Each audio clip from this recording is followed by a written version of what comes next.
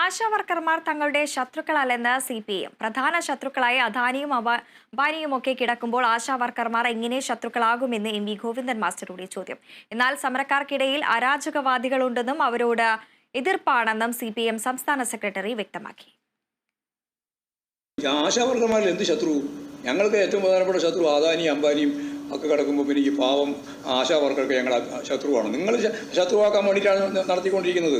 നിങ്ങൾ ചില ആളുകൾ അതിൻ്റെ അതിൽ ഇടപെട്ട് എന്തോ ശത്രുതാപരമാണ് ഒന്നൊന്ന് വരുത്തി തീർക്കാൻ വേണ്ടി നമ്മൾ ശ്രമിക്കുകയാണ്. ആശാവർക്കർമാരോ അംഗൻവാടി പ്രവർത്തകരോ ഹെൽപ്പർമാരോ അല്ലെങ്കിൽ അതുപോലുള്ള ആളുകളൊന്നും ഞങ്ങളെ സംബന്ധിച്ച് ഒരു ശത്രുവല്ല. അവരോടെല്ലാം ചർച്ച ചെയ്തിട്ടുണ്ട്. ഇനിയും ചർച്ച ചെയ്യാം.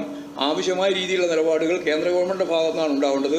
കേന്ദ്ര ഗവൺമെൻറ്റിൻ്റെ തെറ്റായ നിലപാടുകൾക്കെതിരായി 100 കോടി ഉറുപ്പിക ഇപ്പോഴും കൊടുത്ത പൈസ തന്നിട്ടില്ല. ആശാവർക്കർമാർക്ക് കൊടുക്കേണ്ടുന്ന കേന്ദ്ര ഗവൺമെൻറ്റിൻ്റെ ഭാഗമായിട്ടാണല്ലോ പരിപാടി. അതിൻ്റെ അവരെ സ്കീമാണല്ലോ. ആ സ്കീമിൽ തരേണ്ടുന്ന പണം 100 കോടി ഉറുപ്പിക ഇപ്പോഴും തന്നിട്ടില്ല. എന്നിട്ട് കേരള ഗവൺമെൻറ് ഈ സാമ്പത്തിക പ്രതിസന്ധിയുടെ ഘട്ടത്തിലും അവർക്ക് പണം കൊടുത്തുകൊണ്ടിരിക്കുകയാണ്. അവരുടെ കുടിശ്ശിക തീർക്കാൻ വേണ്ടി ശ്രമിച്ചുകൊണ്ടിരിക്കുകയാണ്. അങ്ങനെയെല്ലാം ശ്രമിച്ചുകൊണ്ടിരിക്കുന്ന ഒരു ഗവൺമെൻറ്റാണ് കേരളത്തിലുള്ളത്.